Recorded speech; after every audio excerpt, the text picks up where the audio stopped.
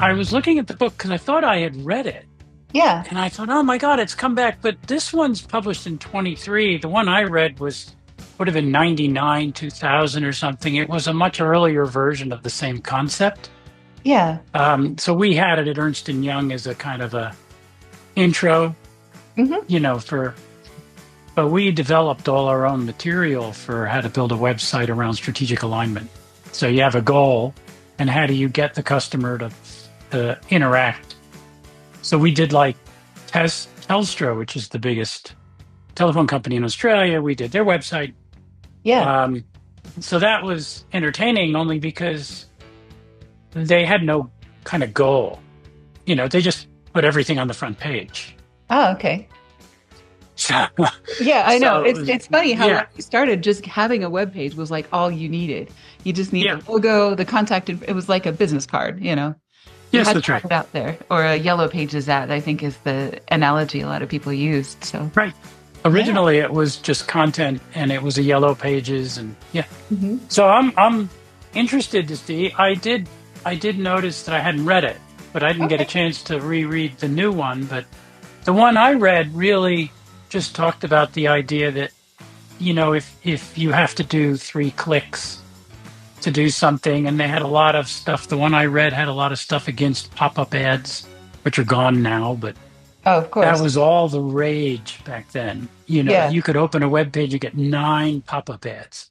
Oh, It yeah. was like macheting your way through the forest. All these vines keep popping up. Wow. Yeah, yeah. But it was, in fact, what was funny is not that long ago, a friend of mine who ran the website for the Denver Post, Hmm.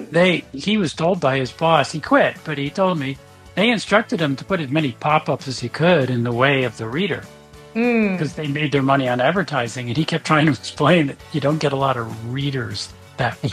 right. Yeah, Oh, a there was lot of sites still use that, and it really drives down your true traffic because people Mhm. are going, "I'm out of here," and they Yeah, Yeah. just I'm out. Right. There was a scene in Ready Player One where the bad guy, the corporate whatever his name is that was trying to take over the this game said, we figured out how to increase the visible space, cover as much of the visible space as we can with advertising without inducing seizures. And he was just like, this is such a great thing. Yeah.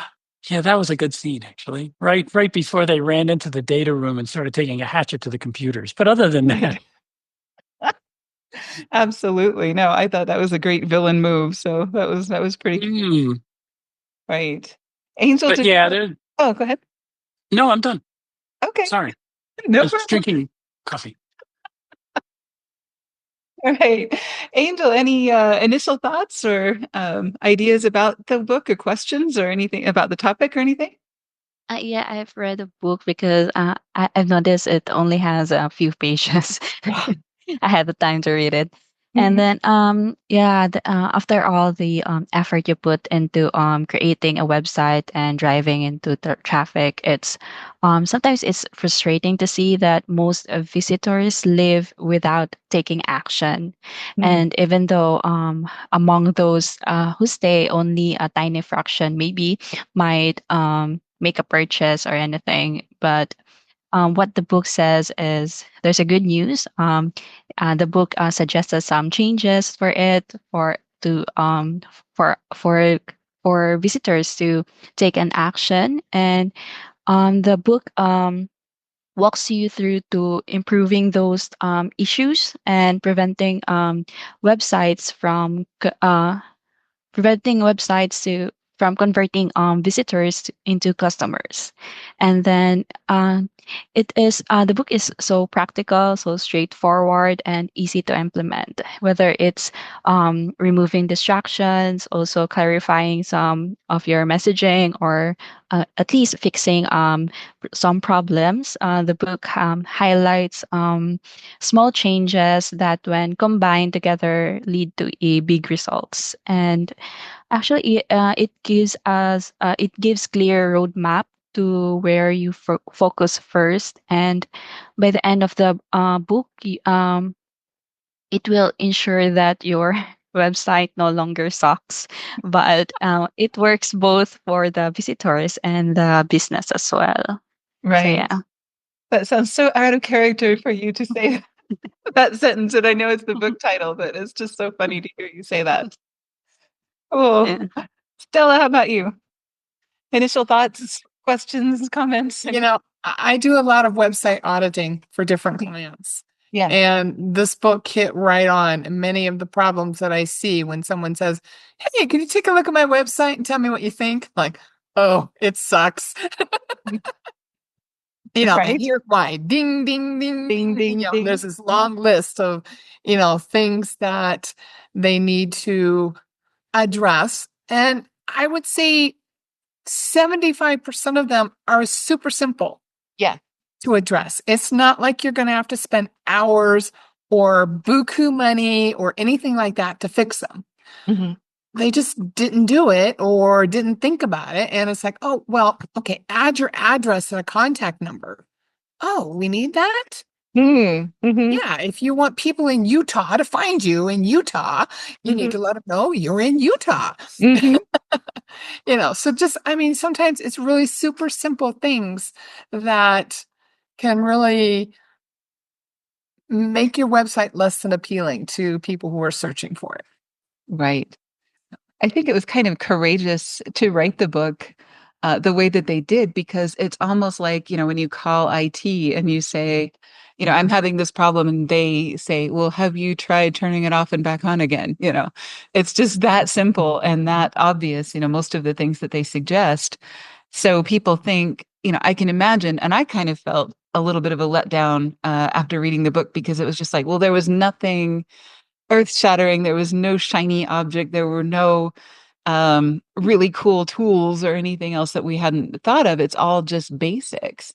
But thinking back on it, it's just like, well, 99% of the websites that come to us for an evaluation, we do our 31-point checklist, which is actually more like a 47-point checklist now. We kind of started calling it the 31-point checklist, but now it's a lot longer than that.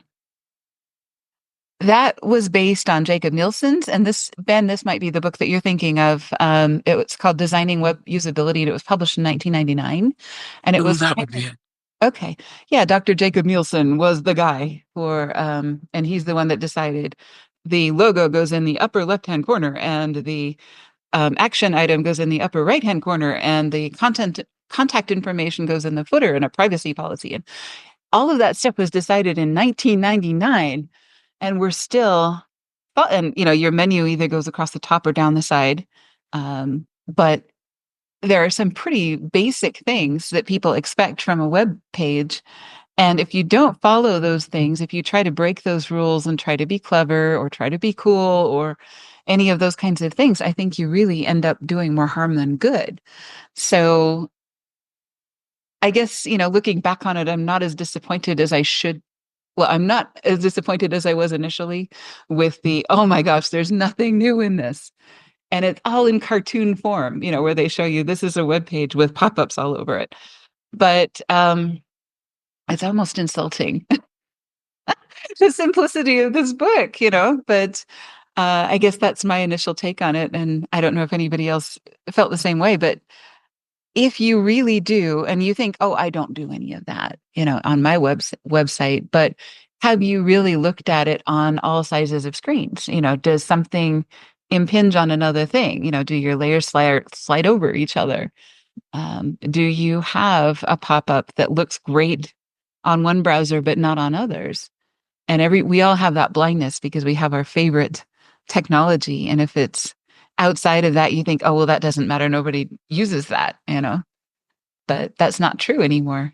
I was kind of surprised to find out like 70 something % of our website traffic is on the phone nowadays. And I thought, well, we're different. We're aviation. We are serious. We do work from computers, not necessarily true. A lot of our folks do work from phones and things. Yeah, it's the big bane of search now because people use their phones. Yeah. Google doesn't get the search traffic.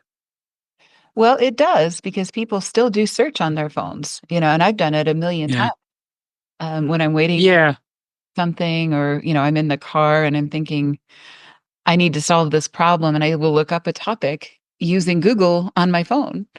And people do that. A lot of Google searches are on the phone nowadays. Yep. It's not the same though, because if you're Mm-hmm. on an iPhone, that's because Apple contracted with them. No, I can go to a browser. I can open a browser Right. on my iPhone and use Google and it's the same Google as if I were on a computer. Yeah, if you type Google.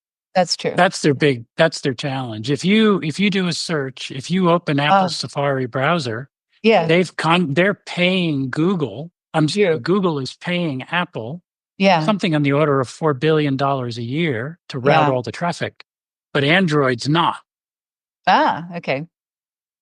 Yeah, I have heard about that relationship, and it would be interesting to know how many people have a favorite browser or have a favorite search engine on their phone. I think a lot of us use our phone enough that we've kind of customized it to our preference. Yeah. I don't know. But that's got a lot to do with web design too. That's true. It used to be you could stuff the metadata, you could do all kinds of things to trick Google. They're a lot harder to trick than they used to be. Yeah, that's for sure. So, anything that stood out to you from the book, was anything a surprise? The idea that you have to it's easy to get wrapped up in building the site. Yeah. And forget that if you're going to break a design, they say the same thing about all kinds of design. If you're going to break a design principle, you've got to have a really good reason to do it. Yeah, agreed. It's on purpose. And this sort of book is one of those things where people that build one website, it's really easy to miss some of the most basic. You go on to there's half a dozen services that basically allow you to drag and drop and build a website with nobody's help. And it's easy to have menus that you can't figure out which one to pick. It makes perfect sense to the guy that built it, woman that built it. But when the consumer comes along, 6 of the menu items look the same. Yeah. Or none of them look like what they want. Yeah, exactly. I think, go ahead, Stella. If you use one of those, plug and play kind of things, your website looks just like 10 others. Mm-hmm. Because basically, I want this, plug it in. I want this, plug it in. And it's the same thing as, hundreds of other people are using. So, you want to have your website stand out, but at the same time, you want to make it easy. So you use the plug and play, but then you end up with something that it looks like. It looks like. So you can, so you can sit down, you can do what you want, and then you go through the checklist and say, oh, okay, I got to fix that, and then you have that second iteration so that users can use it. Yeah, that's what I thought. Anyway, I don't know. It seemed like simple books that give, that it is a little insulting, the title, but well, in the book itself, you go through there and you're going, there's nothing here that that I don't already know or that I shouldn't already know. But if you've only built one website, a number of people, my wife used to run a website business and she did SEO and that kind of stuff. And the number of people, she would go to this, she would get this person and they say, oh, can you, redo my website or just fix it up? Yeah. You take a look at the website going, no, we've got to start over. You got 9 fonts on the homepage. Right. It would be easier to burn this down and start over than to, and that's, I think people get attached to their website. And in a lot of cases, it's, we have a lot of family businesses in aviation. So I have learned not to tell people they have an ugly child, not to tell people that their website is not what it should be, because often it was built by one of their kids or one of their neighbors or, somebody like that. Because that was the culture back then. You had family businesses where, they were bootstrapping and they did that kind of thing. And sometimes they had some amazing ideas. And, they're connected with the company. So, we want to keep all the good stuff that we possibly can. And that's why we do the checklist. So we've got some objective criteria of, here's what people are expecting. We can break any of these rules that we want to break, but we need to make the decision that we've broken this rule for this reason. And I think people are really receptive of that because it's subjective. And it's a whole lot better than, I had somebody call me one time and tell me all of the things that were wrong with my website. And my inclination is to dig my heels in and say, there's nothing wrong with my website. My website's perfect. Because we take it personally, because if we built it ourselves or, those kinds of things, it's really easy to get blinders, for our own work and things. So I think that's one really good thing about that book and about, checklists and other things is, we need to take an objective look and see what we can fix without. Yeah. She didn't mention that probably should have, along with that, you should always have a outsider who had nothing to do with building the website look at that website before it goes live or right after it goes live, looking for, a whole bunch of crazy fonts, looking for links that don't work, looking for basic spelling and grammar that, because if you read it, you're just reading it. Oh yeah, it's fine. Everything's there, but if someone else looks at it from the critical point of, what is wrong? Whether that be a misspelling, bad grammar, bad punctuation, 20,000 fonts, links that don't work, whatever it is. They're going to identify that as they're moving through it because they have no vested interest in this website. Right. It doesn't do any good, really, to have your husband, wife, CEO look at it, because they're too related to it. Yes. So it needs to be somebody with a partial eye to look at it and say, this doesn't make sense, or this would flow better if you put this paragraph up here. And give you that critical feedback. Yeah. We used to do a use case. You try and get them to accomplish something. Yeah. That's can be right. really entertaining in a bad way. We did a bank and we said, here's the current site. Go find your balance. After 10 minutes, they just closed the browser. Yeah. And they could not find their balance. You can't accomplish a basic task. And they just pick up and ask for their balance. Yeah. You get to the point. There's some of those that are funny that way. There's something simple like, how do you get support? Is it easy to get to the page where you can get some help? There's just, you give them a list of things to do and see how many they can accomplish. And if the site's well designed, it's obvious. They can just tick those off. And that's really where I think people try to accomplish being clever and trying to be too branded and trying to be too different versus let's make it easy for the user. And that's, I think, where Dr. Nielsen's book comes in 100%. It's just like, he doesn't care what it looks like. He'd rather have a hideous site that people can actually use. And, it doesn't need to be hideous. But given the choice between, and another one of my mentors, Dan Kennedy, was really into this as well. He's just like, there's a time for being clever, and that is in the writing and that is in the ads. It is not in the website structure, because if people get lost, they're not going to read what you have to say. They're not going to see your clever advertising or your clever designs or anything else because they can't get where they're going. And so, I think there's nothing wrong. And in defense of the plug and play structures, sometimes the less people mess with those, the better. Because if you try to be clever with your menu titles, as an example, and instead of about us, you say like our tribe or something, then people don't really know if you're talking about your employees or your customers or all of the above, or if you have a tribe that you're supporting with a non-NGO or, something like that. They really don't know what that means. So it can be clever, but it really does mislead people. And there's a place for clever, and the structure of your site's not it. But if people struggle to find their way through your website, they're not going to come back. Right. They're just going to say, not going to them anymore. That site was horrible. And they're going to find someone else or somewhere else to get whatever it is that they want. They're not going to say, I'll give them another chance. Unlikely. Yeah, exactly. Now, I read something this morning from Marcus Sheridan talking about some of the most, and this is the trendiest stuff. So we've got all the traditional stuff, and then we got the trendy stuff. And the trendy stuff is do-it-yourself resources on your site. And that includes not only like long form content and things like that, but also things like price calculators, Yeah. where you put something in and you get a result.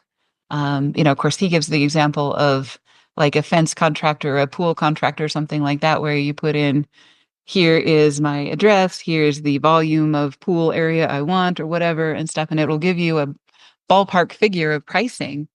And that gives people a whole lot more confidence before they get on the phone with you. My dream for one of the MROs that we're working with is to have people, especially fleets, because these are people that know what they're doing, pick the parts they need, schedule their service date, see if they can get that to all line up and say, we want this service date and we want these parts. And then, see if they can get the parts in by that time and schedule their service at that time. That would save everybody so much hassle. But, that involves a little bit of back-end coordination and things like that. So That's making where it. chatbots become handy. Oh, yeah. I'm sorry? I said chatbots become handy Mm-hmm. if they're well written. Mm-hmm. That's true. I know you worked on some chatbots. How does that fit into this? Are they getting good enough to accomplish anything, any good use cases? Some sites have got really good ones. Others they're so basic they're not worth having. Okay. It's like, hi, how are you? Give me your email address and we'll contact you. Well, that doesn't really help when you're doing a chatbot. Yeah. But I work with another company. It's like, how can we help you? And it gives them like A, B, C, and D. Yeah. I need service, I need parts, I need customer service, I need a billing question, whatever. Yeah. And then they can choose that. And then depending on which one they choose, then it goes into the next level of questions. What part are you looking for? Do you have a part number? Those kind of things. And once it put that in, they can, then the chatbot goes out to the inventory system. And we don't have that. We can order it and have it in 2 weeks, or we have it and it's $153.29. And so they have, they're continually modifying their chat, but they've got it broken down to where it's not entirely self-service. At some point it says, our customer service agents will be in touch with you today or tomorrow or whatever to follow up on that part number. Is it in inventory? Does it need to be ordered? All that kind of stuff. But the chatbot collects, their contact information, their email, and knows exactly what it is they want. And once they've ordered that or say, I want this part, is there anything else? So they can start all over again. I want part 2, part 3, part 4. And so essentially at the end of the chat, the customer service rep comes on and basically finalizes the order, takes the credit card number, gives them date of delivery, date of service, those kind of things. So it's only the CSR is only finishing up the final pieces because we don't want a chatbot collecting your credit card numbers. Yeah, understood. Or things like that. But all the other information is already there. The customer name, their phone number, their email address, the physical address, if it's something that's being delivered. What exactly do they want? What parts? The prices, it's all there. So all they have to do is look at all that, check it all to make sure the invoice is correct, contact the customer, do the final arrangements, done. So yeah, chatbots can be very handy if they're done right. Yeah. I think people think they are too easy to implement, because of the way that they are sold. Some of the people that are selling like the chatbot software, they say, just plug this into your website. It will take care of everything for you, which is an unrealistic expectation because it takes a lot of hard work to make things easy for customers and a lot of really deep integration with your inventory system and with your company systems. And, it has to be able to retrieve their last invoice if that's what they're asking for, and give that to them. Or retrieve a part number and say, we have 4 of them in stock. Would you like to put a deposit down and reserve one? Those are things that most chatbots are not empowered to do because people don't trust them enough yet. So that's a conundrum, I guess. They won't be respected until they're trusted. They won't be trusted till they're respected. But for the basic services and customer service, answering questions, etc., I've seen some really good ones, and I know that is a possibility. So good stuff. It's interesting how some of the oldest principles are the ones that are the most applicable even today, because now we're talking about AI being able to read your website and produce results. So if somebody goes to ChatGPT and asks, who's the best aviation marketing company? We want them to say, of course, ABCI because of these reasons. It's never going to be that partisan, but it does take information from our website and serve it to people who ask questions that we have answers to on our website. And we love that because it's basically repurposing what we've put out there and drawing people back to us in a different way. But the reason that they're able to do that is because, if we follow those timeless principles, like, do we have high enough contrast between our text and our backgrounds? Are we including most of the text in HTML instead of embedded in an image where the machine can't read it? Are we doing clever things that, use some technology to reveal the answer to people, or do we have it in plain text so that, people can just read it? Do we have things moving on the screen that people are supposed to be able to interact with? All of those things, the simpler it seems, the more able it is to use some of these new technologies. So in having to dismantle a lot of the, I'm going to call it second or third generation Web 2.0, Web 3.0 technology, and go back to the basics, so that we can interact with AI. So it's just fun, to kind of go back and say, the basics really are worth doing, kind of vindication of that old school stuff all over again.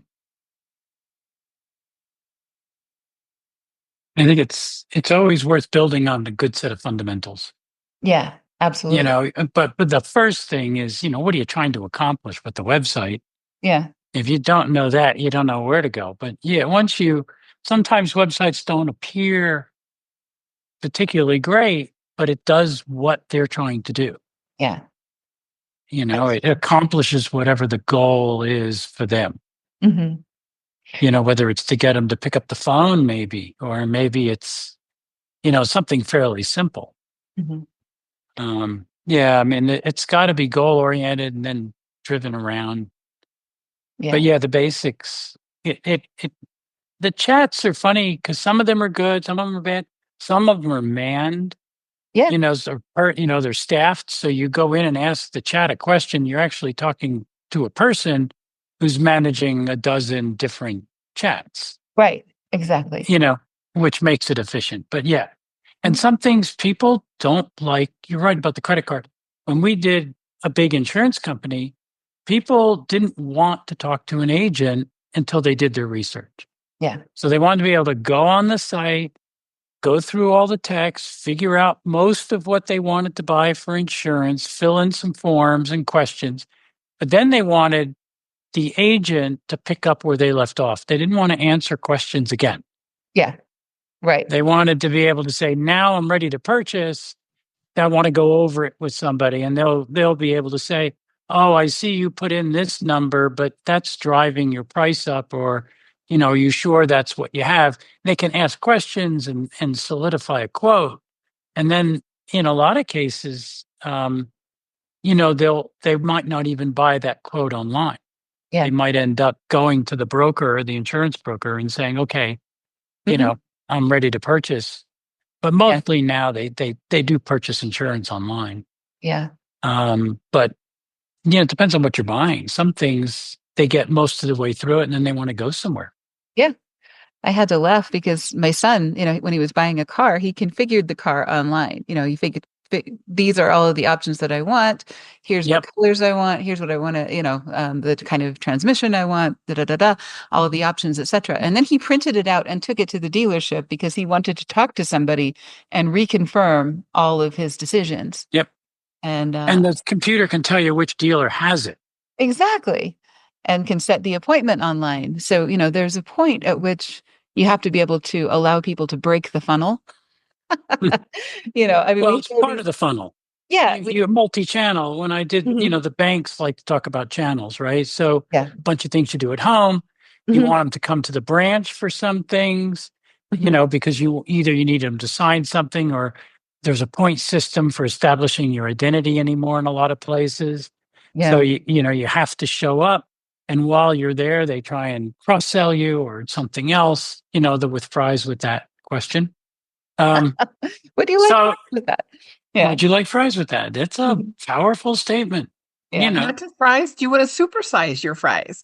Yeah, supersize your fries. Right. Would you like to supersize your Lear 45? There's. I got a Gulfstream. There you go. Exactly. Yeah, no. Hey, Alka-Seltzer doubled their sales accidentally with an ad. So what do we know? Yeah. It's funny how those things work. Tell me that story. I'm not familiar with that one, Ben. Oh, no, you're supposed to only take one Alka-Seltzer. Oh. But when they gave it to the advertising company, they couldn't make that work. And one of the people at the advertising company came up with a jingo, plop, plop, fizz, fizz, oh, what a relief it is. And so everybody used 2 Alka-Seltzers. But you only need one. I did not know that. That's hysterical. It was a complete accident because it fit with the tune the advertising guy came up with. Funny. So they ran the ad nationally and sales doubled in days. Right. Wow. And they couldn't work out what was happening until they realized blop, blop, fizz, fizz. Everybody put in 2, even though the package actually said 1. Mm-hmm. How funny. Yeah, no, I think it's really funny how some of those serendipities happen. And you really do need to give control back to the consumer. In the early 2000s, we had all these super structured funnels of awareness, interest, desire, and people can't just jump ahead and say, I want to buy something now. No, we take them through this really structured funnel, whether they want to go through it or not. And that doesn't work. You have to let them choose their journey, choose their adventure and go through that the way they want to. And I just made my camera super big. That was cool. How did you do that? This is one of those smart AI cameras. It's supposed to guess because of gestures what it wants me to, or what I want it to do. And it's always guessing wrong. So there's an illustration of the AI misinterpretation of things. Hey, a friend of mine texted me the other day. Yeah. Because he's basically sleeping in the barn. His wife went out to buy a dress, took a picture and said, "Does this make me look fat?" And he wrote, "No." And the autocorrect changed it to moo. Oh. That's terrible. That's terrible. And it sent it before he had a chance to realize what had happened. And I was just then dying. Anything he does from that point is just making it worse. And I said, "So, sleeping in the barn." And we had a huge... Yeah. This is a guy, by the way, who used to be the chief information security officer for Barack Obama in the White House. Oh, how fun. Not untechnical. Right. Yeah, no. But that was classic. He called me up and he goes, "Guess what I just did?" Yeah. No, we all have our moments, right? Okay. But that's where website design, that is a problem. You get somewhere on a site and it doesn't give you an easy way out. Mm-hmm. Not every site knows that if you click the logo on the top left, it takes you to the homepage.